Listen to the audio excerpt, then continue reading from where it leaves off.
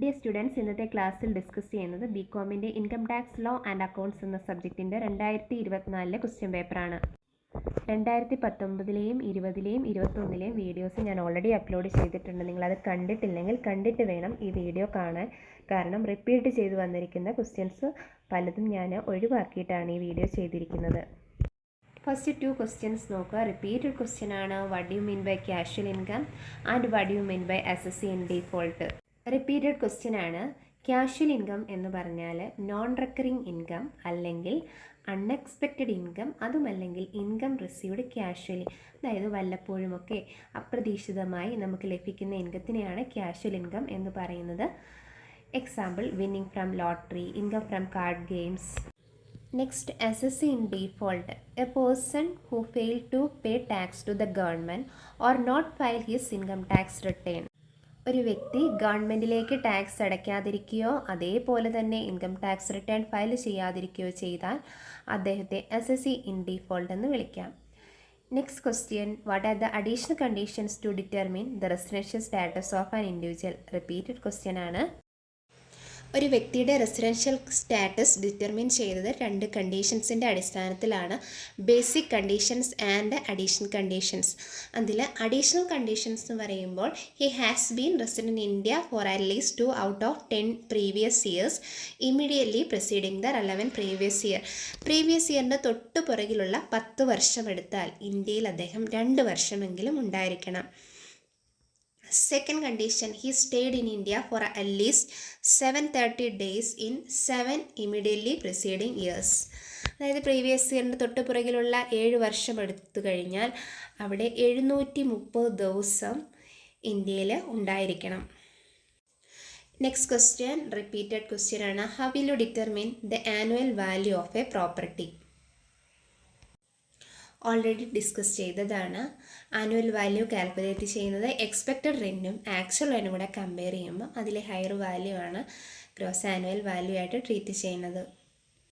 Next question, what do you mean by standard rent. Repeated question ആണ്. It is a rent fixed under the rent control act. അതായത് rent control act പ്രകാരം fix ചെയ്തിരിക്കുന്ന റെൻറ്റിനെയാണ് standard rent എന്ന് പറയുന്നത്. The owner cannot be expected to get a rent higher than the standard rent. അതായത് standard റെൻറ്റിനെക്കാട്ടിൽ കൂടുതൽ rent ഒരു കാരണവശാലും ഓണർ ഫിക്സ് ചെയ്യാൻ പാടില്ല. Next, explain the term block of asset. Block of assets പറഞ്ഞാൽ it's a group of asset. Depreciation charge ചെയ്യുന്നത് written down value മെത്തേഡിലാണ് ഈ ഗ്രൂപ്പ് ഓഫ് അസറ്റിന്. അതുപോലെ തന്നെ ആ ഗ്രൂപ്പിലുള്ള അസറ്റ്സിനെല്ലാം ഒരേ ഡിപ്രീസിയേഷൻ ആകും വരിക. Next question, what is the cost of acquisition of asset acquired before 1/4/2001. Capital gain ഹെഡിലാണ് കോസ്റ്റ് ഓഫ് അക്വിസിഷനെ പറ്റി നമ്മൾ പഠിക്കുന്നത്. 1/4/2001 മുമ്പുള്ള അസറ്റുകളുടെ അക്വിസിഷൻ വാല്യൂ എങ്ങനെയാണ് കാൽക്കുലേറ്റ് ചെയ്യുന്നതെന്നാണ് ചോദിച്ചിരിക്കുന്നത്. If the property was purchased before 1st April 2001, അതായത് 2001 ഏപ്രിൽ മുമ്പ് വാങ്ങിയ പ്രോപ്പർട്ടി ആണെങ്കിൽ the fair market value as of 1st April 2001 will be deemed to be the cost of acquisition. 1st April 2001 fair market value ആണ് cost of അക്വിസിഷനായിട്ട് treat ചെയ്യുക. Next question, what is meant by short time capital gain. Repeated question ആണ്. Short time capital gain means the capital gain on the transfer of short term capital asset. Short time capital അസറ്റുകൾ transfer ചെയ്യുമ്പോൾ നമുക്ക് ലഭിക്കുന്ന ഗെയിന് പറയുന്ന പേരാണ് short time capital gain. Up to 36 months വരെ hold ചെയ്തിരിക്കുന്ന അസറ്റിനെയാണ് നമ്മൾ ഷോർട്ട് ടൈം ക്യാപിറ്റൽ അസറ്റ് എന്ന് പറയുന്നത്. ഈ അസറ്റുകൾ സെയിൽ ചെയ്ത് കഴിയുമ്പോൾ ലഭിക്കുന്ന ഇൻകത്തിന് പറയുന്ന പേരാണ് short time capital gain. Next question, what do you mean by grossing up of interest. Casual ഇൻകത്തിൻ്റെ കേസിലാണ് ഗ്രോസിംഗ് അപ്പ് ഓഫ് ഇൻട്രസ്റ്റ് നമ്മൾ പഠിക്കുന്നത്. Which means conversion of income received in to gross income in the case of casual income. Casual ഇൻകത്തിൻ്റെ കേസിലാണ് grossing up എന്ന process നമ്മൾ apply ചെയ്യുന്നത്.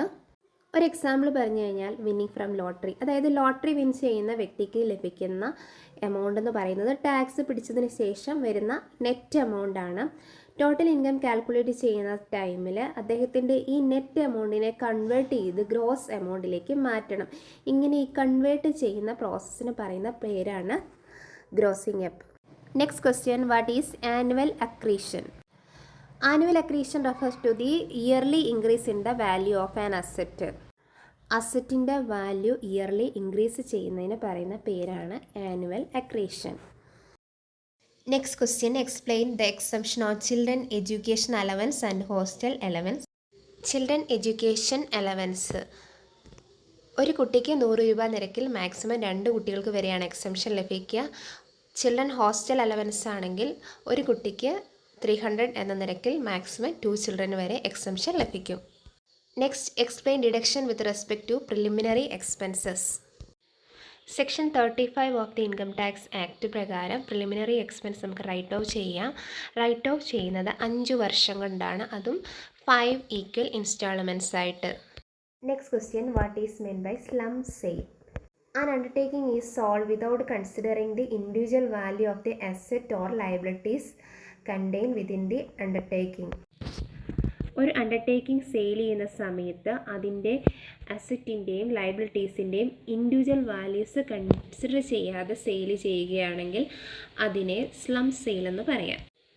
Which means an undertaking which is sold without considering the individual value of asset and liabilities. Next, how HRA is taxed? Taxable value of HRA is calculated on the basis of place of accommodation.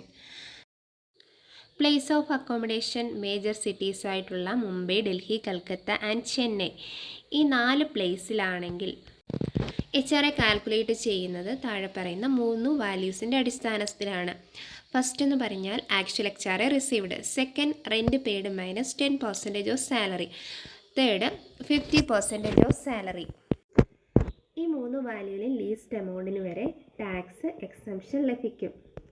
Other cities ആണെങ്കിൽ 50% of സാലറിക്ക് പകരം നമ്മൾ എടുക്കേണ്ടത് 40% of സാലറിയാണ്.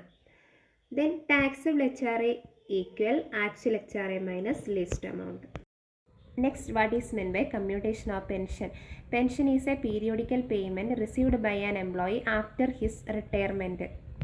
ഒരു employee retire ആയതിനു ശേഷം അദ്ദേഹത്തിന് periodically receive ചെയ്യുന്ന പേയ്മെൻറ്റാണ് പെൻഷൻ. ഈ പേയ്മെൻറ്റ് പീരിയോഡിക്കലായിട്ടും അല്ലാതെ ലംസമായിട്ടും എംപ്ലോയിക്ക് റിസീവ് ചെയ്യാം.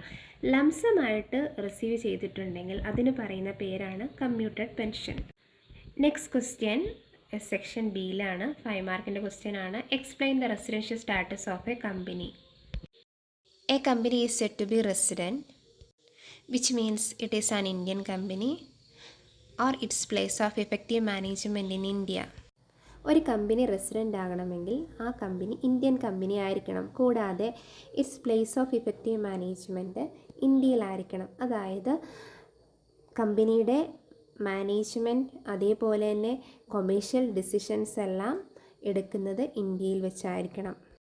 അതായത് കമ്പനിയുടെ കൺട്രോളും മാനേജ്മെൻറ്റും എല്ലാം ഇന്ത്യയിൽ തന്നെ ആയിരിക്കണം. Next question, what do you mean by capital asset? ഈ ഒരു ക്വസ്റ്റ്യൻ 2019-ലും 2020-ലും റിപ്പീറ്റ് ചെയ്ത ക്വസ്റ്റ്യനാണ്. ആ വീഡിയോസിൽ ഞാനിത് എക്സ്പ്ലെയിൻ ചെയ്തിട്ടുണ്ട്. നെക്സ്റ്റ് ക്വസ്റ്റ്യൻ വീണ്ടും റിപ്പീറ്റഡ് ക്വസ്റ്റ്യൻ ആണ്. What is unrealised and what are the conditions to be satisfied to claim deduction in this respect? Repeated question ആണ്. 2021-ലും 2022-ലും ചോദിച്ചിട്ടുണ്ട്. 2021-ലെ വീഡിയോയിൽ ഞാനിത് എക്സ്പ്ലെയിൻ ചെയ്തിട്ടുണ്ട്. Next question, explain the transfer in computing capital gain. ഈ ഒരു ക്വസ്റ്റ്യനും 2019-ൽ ചോദിച്ച ക്വസ്റ്റ്യനാണ്. ആ ഒരു വീഡിയോ കണ്ടു കഴിഞ്ഞാൽ നിങ്ങൾക്ക് ഇത് മനസ്സിലാകും.